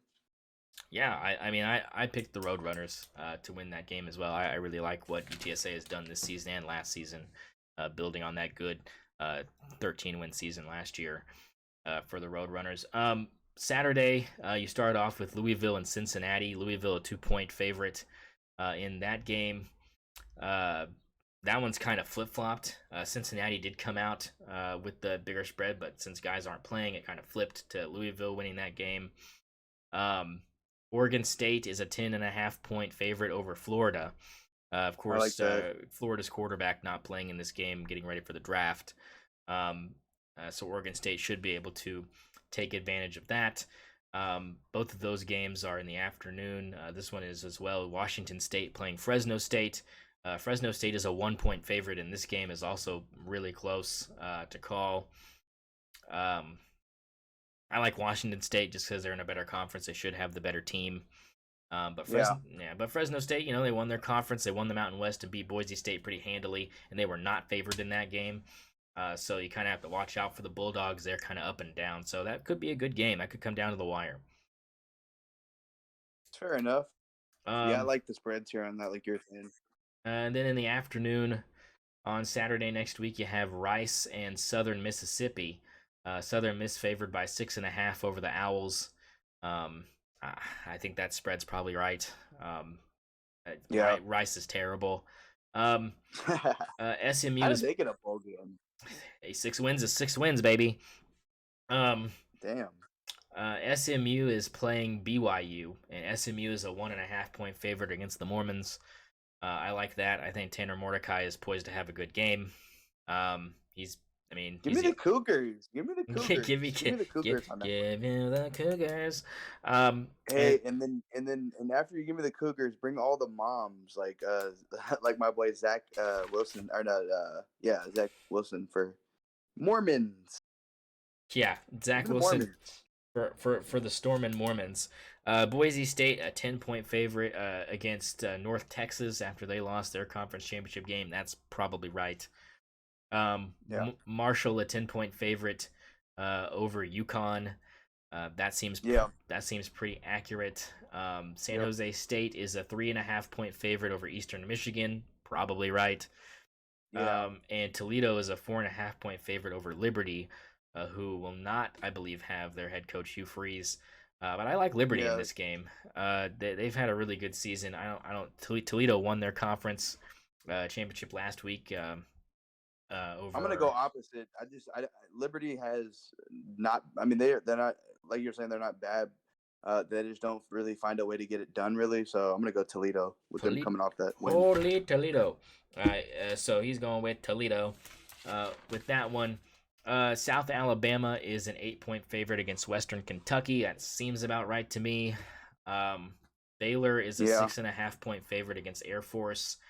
I kind of like the Falcons, but I mean, we'll see which Baylor team shows up.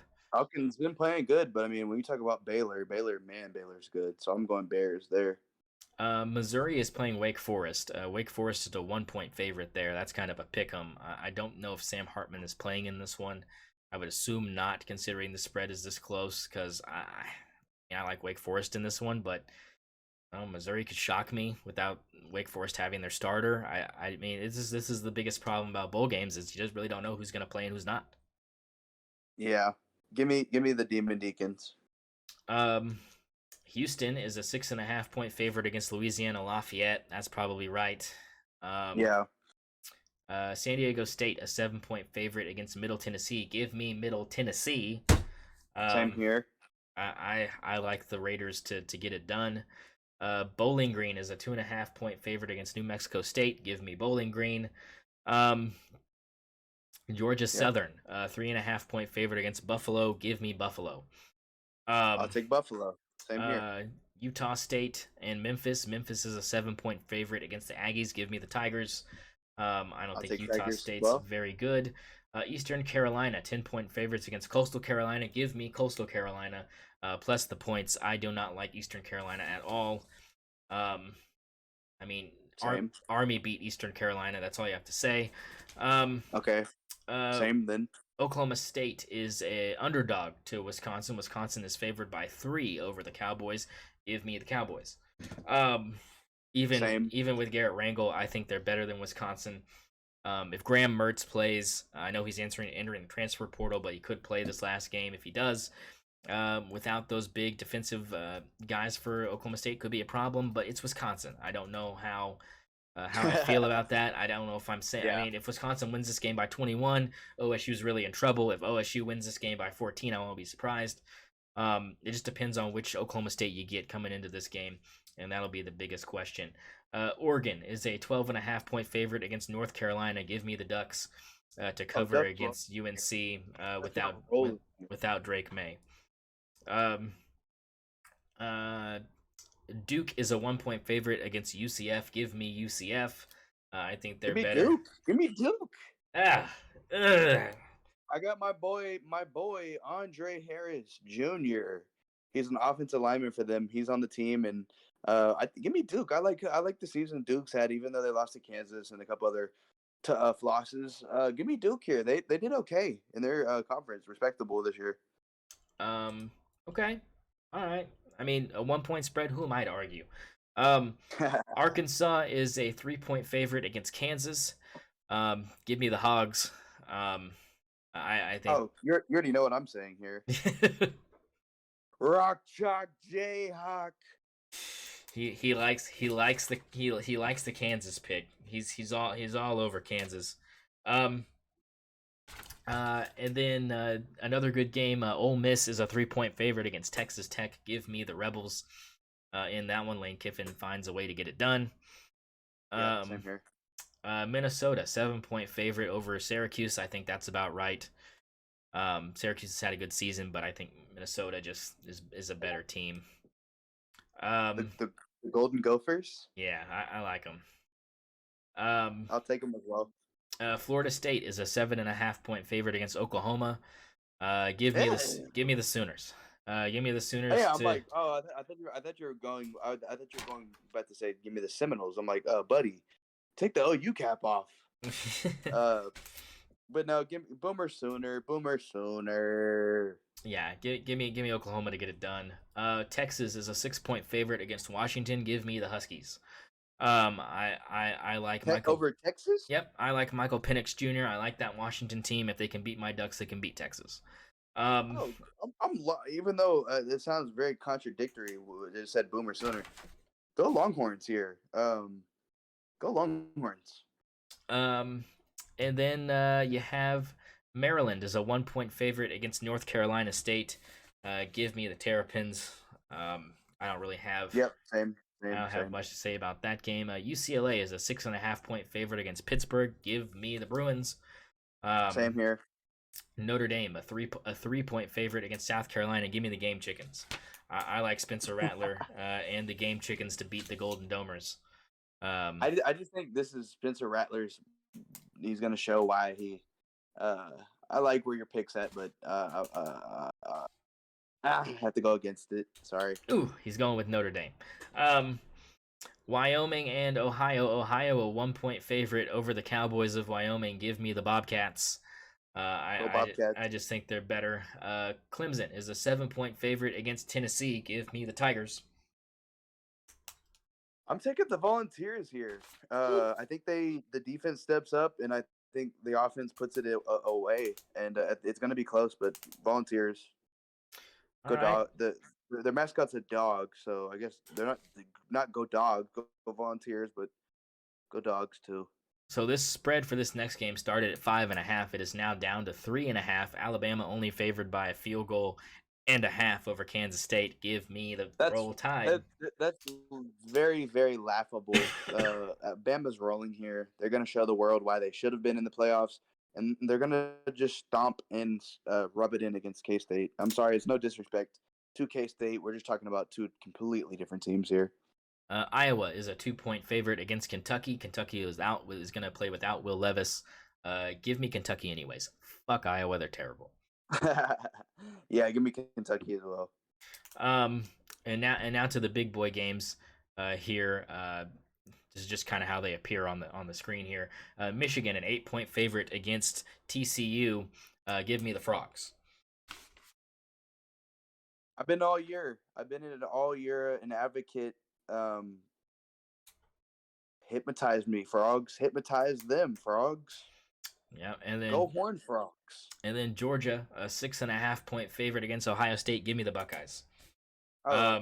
Yeah, I'm sorry. I'm sorry, but the road ends here. The road ends here. The road ends here. Give me TCU and Ohio State in my national championship game, and I'm picking TCU to beat Ohio State, and they will be outright college football playoff champions. CJ Stroud and company can't hold a candle to that TCU defense, but they upset Georgia on their way to the national championship because CJ Stroud is pissed about not winning the Heisman, and even without Jackson Smith-Njigba, he hits Marvin Harrison for 3 touchdowns, and they probably win that game by about 7 points. I say a touchdown. Give me the Buckeyes. That's very bold, Cotton. Very bold. I like Georgia. I like Georgia all day, every day. They're gonna shut down Marvin Harrison Jr. He's not putting 3 up. I like where your head's at there, and he has the potential to do it.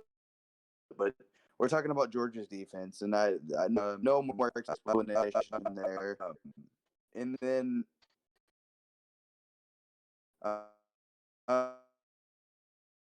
So while Cole spazzes out for a little bit, yeah, he's taking Georgia. Look, I don't blame him. I mean, the way that defense is, you're definitely looking at a team in Georgia that has the defense to stop anybody. And if Michigan's defense can stop you, then why not Georgia's defense? I get the argument. I just think it's one of those things where if you play a close game against Missouri and you play a close game against, a team like Kentucky, it just kind of gives me pause, because it's like, if CJ Stroud was on Kentucky or if CJ Stroud was on Missouri, do you walk out of those games with a W? The odds are probably not. You're probably not walking out of there with a W. But go ahead, Cole. What were you saying? No, it's fair enough. I like where the takeaway there.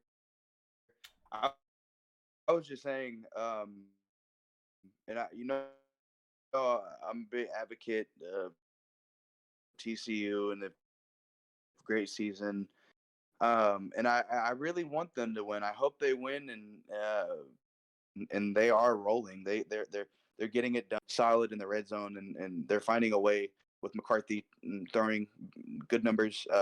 I really hate this. I hate to do this. I hate to say this, and I hope I'm wrong. But I got Michigan to win against TCU. And what is the spread one more time on that one? It is Michigan by 8.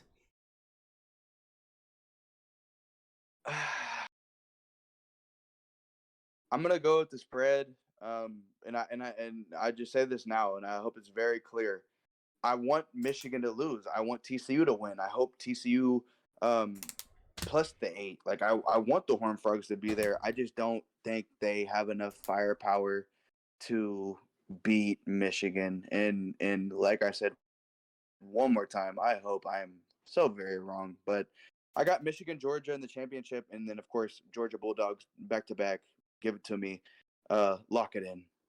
I mean, can't argue with it. I'm just showing a little animosity, I guess. I just think Ohio State's kind of got this, right? I mean, because think about this. So Georgia comes in, they did exactly what they needed to do.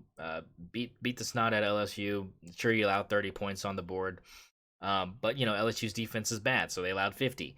Your tight ends ran wild. No one can seem to cover the tight ends for Georgia, and I think Ohio State's going to have to focus on that. Defensively, but the way I see it is Georgia looks at Ohio State as you're just lucky to be here. Like I mean, and that could be to Ohio State's benefit. They probably don't feel like Ohio State should be there. They probably feel like they should be playing USC and an offense that might give their defense, what in their minds might be a little more trouble. My problem with it is you're talking about a CJ Stroud that's not in the elements. You're in a dome here. You're inside in a controlled environment where he is his best. And sure, I mean, last year you were one pick away from going to the national title. You threw that pick in the end zone, and that was it. But if he doesn't throw that interception and throws a touchdown and goes a little bit over that defender's head to the guy behind him that was waiting for it, we might be talking about Ohio State just missing out on winning a national title to Georgia, and this would have been a rematch of last year's national championship game. Now, obviously, that didn't happen, but the thought process is Ohio State's got unfinished business, and we just gave Ohio State second life with USC losing to Utah as bad as they did. What if USC had lost that game on a last-second field goal? Do you think that Ohio State would have jumped them then? I would have had a hard time putting them above USC if USC hadn't been blown out by 20+. I mean, yeah, I think that factored in, because what if TCU had been beaten by 20 by Kansas State? Then you would be probably talking about Alabama being in it and TCU dropping out. I think that mattered. I think the fact that it was that close and the fact that, you had the other teams that were left weren't in the conference championship games. Yeah, the conference championship game matters, but they were there, and the other two weren't even there. And I think that when you have that double-edged sword of, SEC guys being like, well, we played the tougher schedule, so we should be in over TCU, even though we weren't in the championship game. And then the committee comes out and says, well, the reason we didn't put you in is because we value championship games more. Okay, well, you value them more, then why is USC out of the conversation and Ohio State in? Well, the obvious answer is because they lost by 20 bleeping points, not because they lost by 2 points or 1 point like last time. If it had been just like last time and Kyle Whittingham had to go for a 2-point conversion to win that game in overtime, I don't know if USC isn't still in. They might have 2 losses, and you might say, well, you can't put them in under, you can't put them, in front of Ohio State because they've only got 1 loss to, the Big Ten champion. I mean, it would have been more of a discussion, but that's not how it happened. And now Ohio State has a chance to win this thing. And I think they're going to take advantage here of a Georgia team that might be thinking this is going to be a cakewalk. That's fair enough. I like that takeaway. But yeah, that kind of sums up the big games. Here's the rest of them. Illinois, a 2-point favorite over Mississippi State. Give me Mississippi State. LSU, a 10.5 point favorite over Purdue. Give me LSU. Oh yeah. Here's the spread I know you'll love. USC, a 1.5 point favorite against Tulane. Give me the green wave. Give me the green wave. Give me the green wave. I mean, it's a 1.5 point spread for the reason of USC defenders opting out of this bowl game to prep for the NFL draft, and some of them enter the portal as well. If they had not done this, I think it'd be USC by at least a touchdown.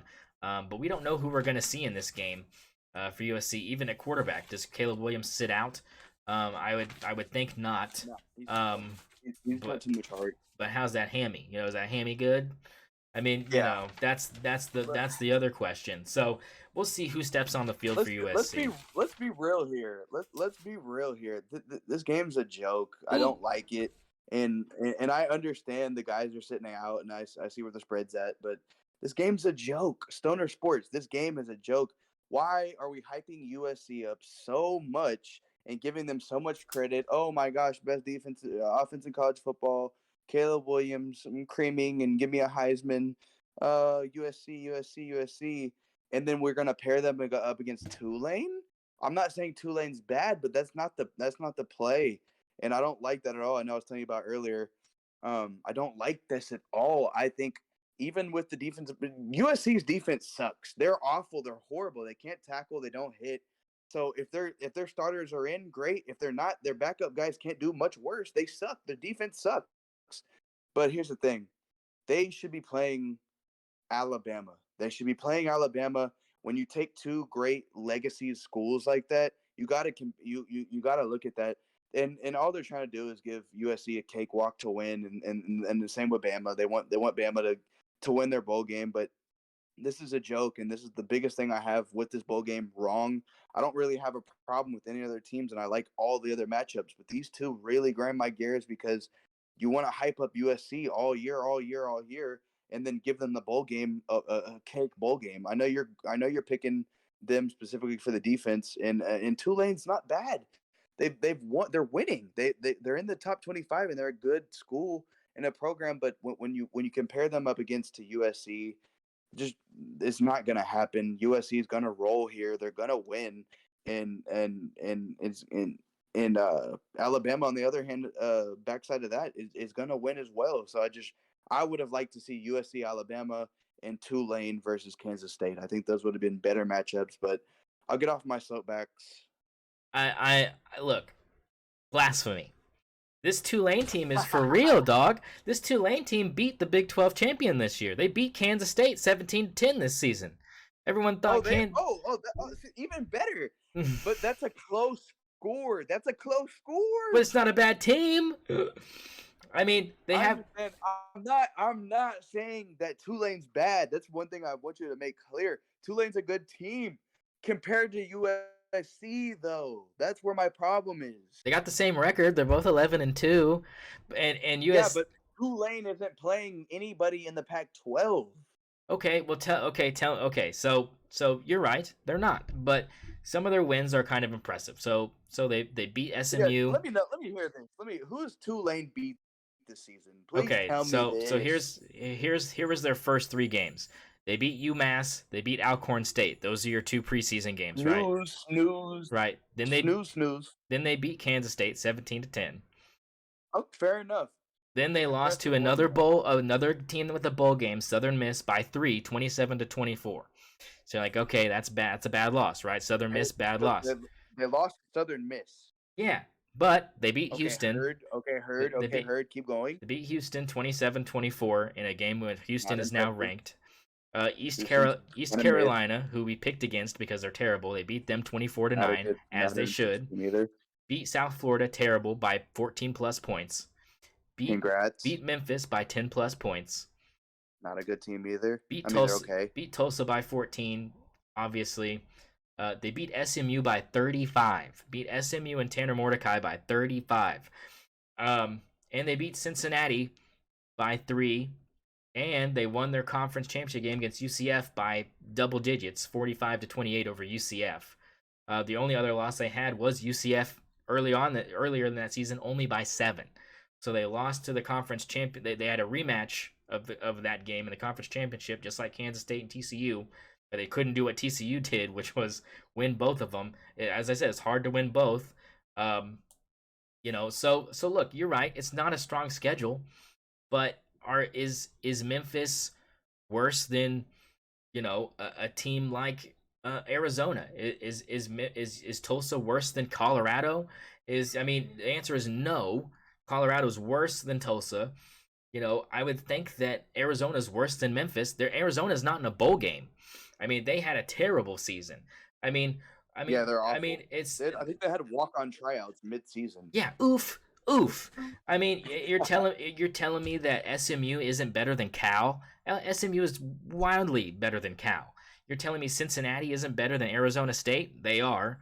I mean, I'm telling you that these schedules. It's sad to say that a Pac-12 schedule for USC this year, because the only ranked team they played was Utah twice. It's just as bad as this one.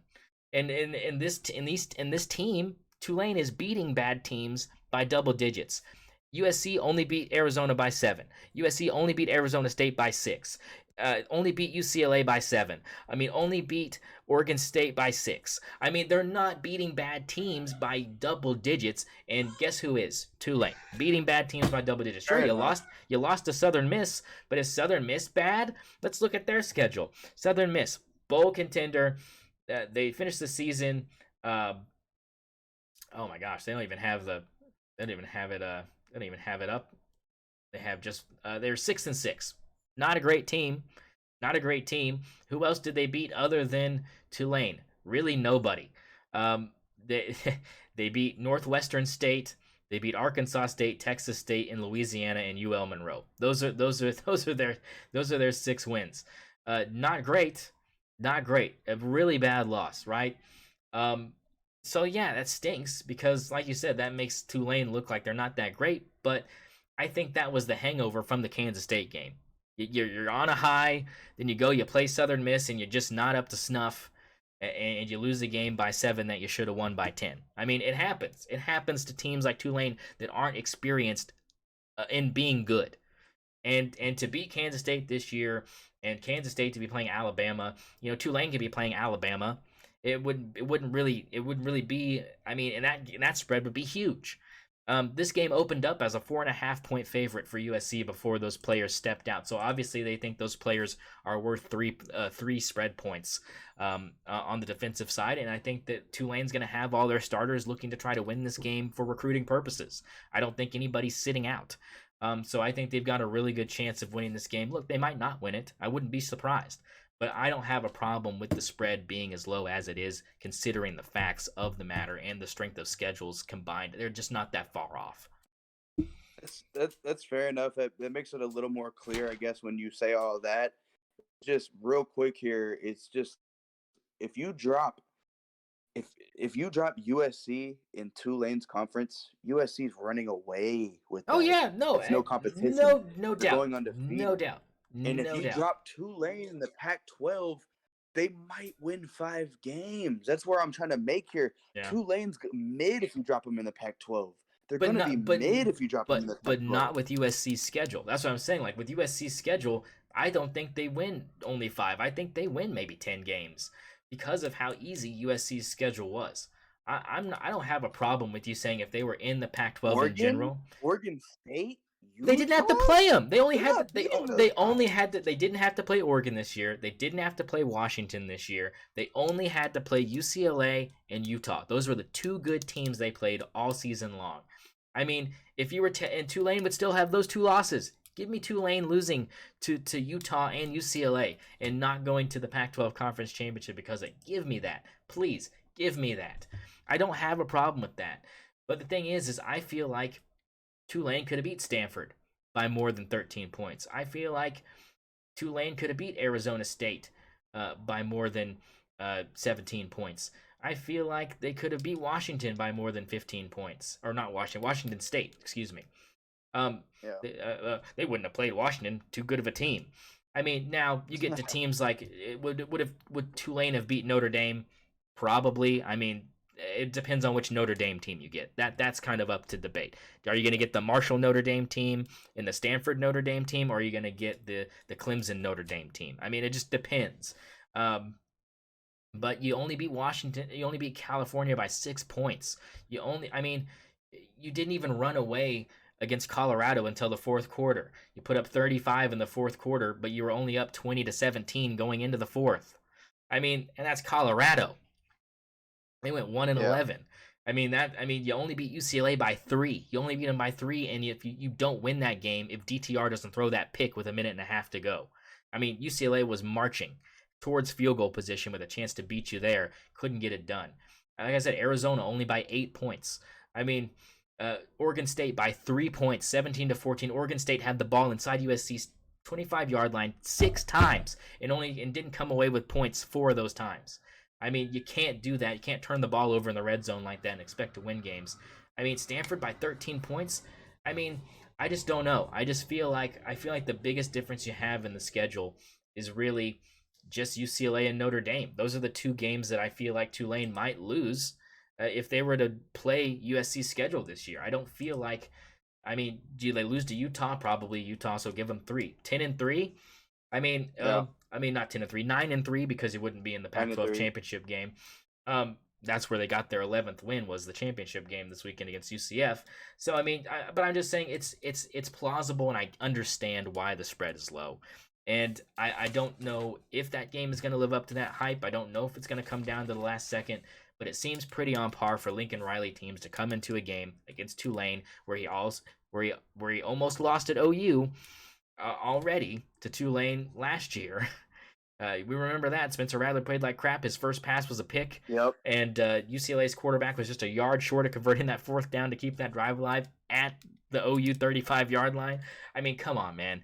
I mean, Tulane's got Lincoln Riley's number in the bag, and this year they got exactly what they want. A bad defense with the starting bad players sitting the bench and worse players coming in to take their spot. I just think it's pristine to have Lincoln Riley go out holding an L. I hope so, but we'll see. Yeah, that's one of those games where it's like I kind of get it, but I don't get it. So here's the last game. It's Utah and Penn State. Utah is a 3-point favorite against the Nittany Lions. Give me the Utes. I think that's a big one. This game opened up at what did it open up at? It opened up as a 1.5-point favorite for Penn State, and now it is flipped because Penn State's starting quarterback is not playing. Cam Rising is expected to play for Utah, so I think that gives them that 3-point edge. I think they probably win this game by 10+, strictly based on the fact that Penn State's going to be playing with their backup quarterback. He's really raw. He's a freshman. He's not that great. Their passing game hasn't been great, even with Sean Clifford back there anyways. So I kind of like Utah to kind of roll with this one. I don't think this game's going to be that close. Yeah, I agree. So now we get down to future odds, right? So they have 4 games listed here, and it's the 4 possible outcomes of the playoff games. So if Michigan and Georgia both win, which is, they're both the favorites, Georgia would only be a 7.5-point favorite against Michigan. I don't think I have a problem with that. I think Georgia probably does that. Now, if TCU beats Michigan and Georgia beats Ohio State, Georgia will be a 15.5-point favorite against the Horned Frogs. I don't have a problem with that either. Only I think it'd probably be more like a 10-point win. Probably not. I mean, 15 seems like a lot, but Georgia's taking care of business a lot against the spread this season. I don't know how you feel about that spread. Yeah, I feel like it would move for sure. Yeah, I think it would depend on how bad TCU beats Michigan. I think that would kind of depend on how that spread moving down or up. Now, if Ohio State beats Georgia and it's a rematch of the big game between Ohio State and Michigan, you're going to love this. Ohio State is projected to win the national championship by 3 points over Michigan in the rematch. I don't have a problem with that. I agree, actually. Okay. Hey, I think they get their revenge right there. And if my scenario comes true and Ohio State plays TCU for the national championship, Ohio State is a 10.5-point favorite against the Horned Frogs. I don't know. Feel like Ohio State wins by 7. I don't know. I mean, I have TCU beating them. It is hard to say right now for sure.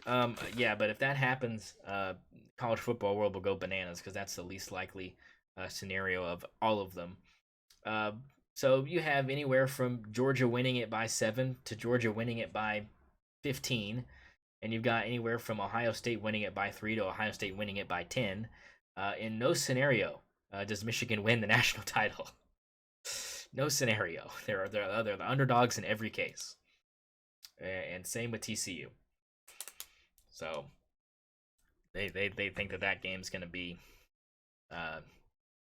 snoozer, I guess. I don't know. It seems like they think that whoever wins that Michigan TCU game is playing to lose. Yeah. I could see it, I guess. I mean, I mean, from what we've seen so far, I have no reason to disbelieve that. But I'm still courage of my convictions, taking the TCU Horned Frogs to be national champions. Hypnotize me, brother, and Hey, send I'm going from and seen and send the frogs my best regards. So that is all the bowl games, and obviously we'll have our picks posted for you. We do have a public um, College Bowl Mania group as well on ESPN. I posted that in the Discord, and I will post that to Twitter. It is just standard. It is not against the spread. It is just straight up picking who is going to win. But ours that's private is just between me and Cole, and that will be against the spread. And we both get 2 entries apiece, so we'll get a chance to change our minds on some of the games that we think are kind of and that's kind of where we end on that. Let's go ahead and hit up real quick NBA NFL standings, get you updated there, and then we'll get out of here with our locks of the week. NBA standings, Cole. Not a lot of movement. You still have the Celtics, Bucks, and Cavs leading the Eastern Conference, but the Brooklyn Nets have come from the basement and they've won 8 in a row. They are now at the number 4 spot, 14-12 on the season. Atlanta and Indiana, Toronto, and Philadelphia fill out your top 8. Anything stand out to you there? pretty much. I mean, that's impressive. 8 consecutive wins. I mean, can the Slim Reaper. But I mean, I think Boston still has control of the East, and then of course, I can't change my mind on Golden State in the West. So I mean, those are my 2 top teams, but I think everything's shaken out accordingly. So Yeah, as far as the NBA is concerned, let's talk about the West. Right now, leading the Western Conference, the New Orleans Pelicans have taken over the top spot. They are 16-8. Right behind them, the Phoenix Suns, who are on a 2-game losing streak. They got beat pretty bad by the Celtics last night. It was not even close. And then it's the Grizzlies, Nuggets, the Kings, the Jazz, the Mavericks, and the Blazers topping out your top 8. Just outside the playoffs for the play-in game, you're looking at the Clippers having to take on the Warriors in a play-in game right now, if it were to start now. And then just missing the cut is the Timberwolves and the Thunder, the bottom of the West, Lakers, Rockets, and Spurs right now. Anything stand out to you there? that's surprising. The Pelicans definitely And they're on a improving 5-game lot, winning and streak. that's very impressive. And then of course, the Suns. I think they're definitely going to be at the top as well. And then that top 3, I definitely like how the West is coming. But Golden State's, let's be realistic, Golden State's going to move up. Like they're not going to be at that play-in game. Yeah, they're They're 13 going to and move up to the 13 top right 3. now. Yeah, they're They're 13 going to move and up to 13. the top 3. Yeah, they'll probably make a push here pretty soon. Again, we're less than 30 games into the year, so we're just about to halfway, or almost about 10 games away from halfway in the NBA season. Transitioning into the NFL, games over the weekend kind of moved some things around.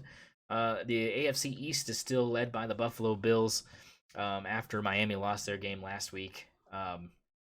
Buffalo retakes position there.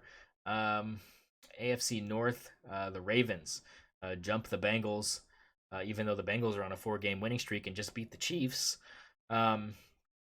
It's still Baltimore at the top of that division. AFC South, you still have Tennessee leading that one by 3 games, even though they've lost 2 in a row. And Kansas City still leads the AFC West by 3 games over the Chargers at 9-3. Las Vegas, though, they're on a 3-game winning streak. They beat my Chargers last week. I cannot believe it. And your Vikings got one done for the NFC. They still lead. That was your only lock of the week you got right, was your Vikings pick. They came through. Cole's still miles ahead of me in NFL picks this season.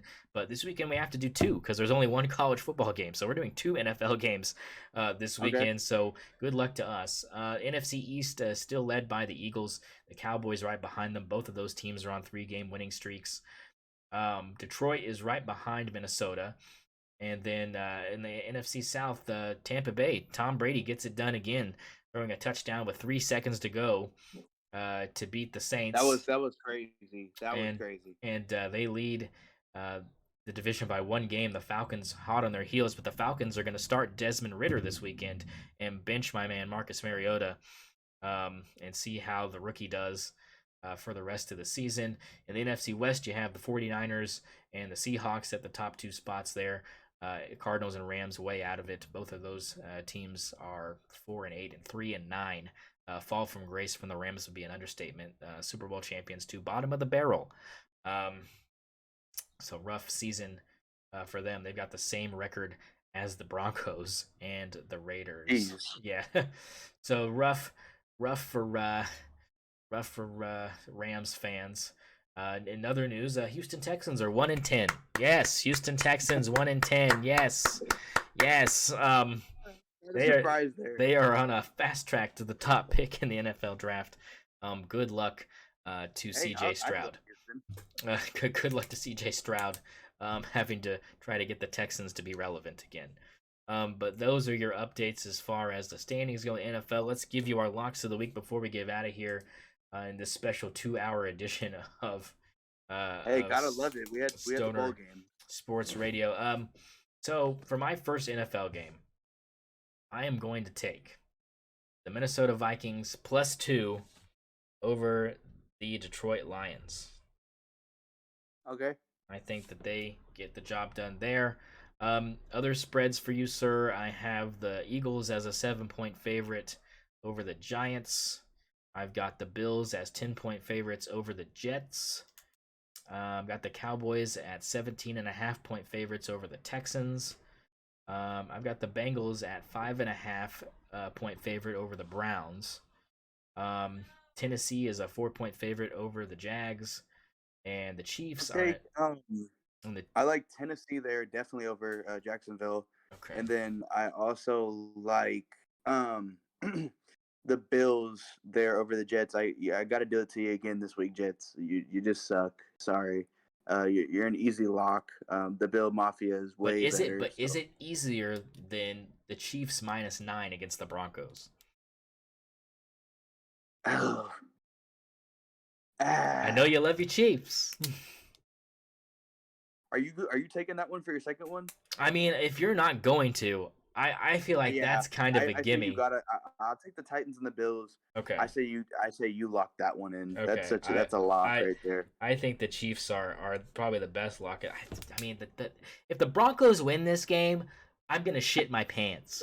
I mean, it would be this game that Russell Wilson pulls out of. I mean, he's like, I just been bored until now. Like, I'm trying to prove I still got it. I mean, none of these other games really stand out to me.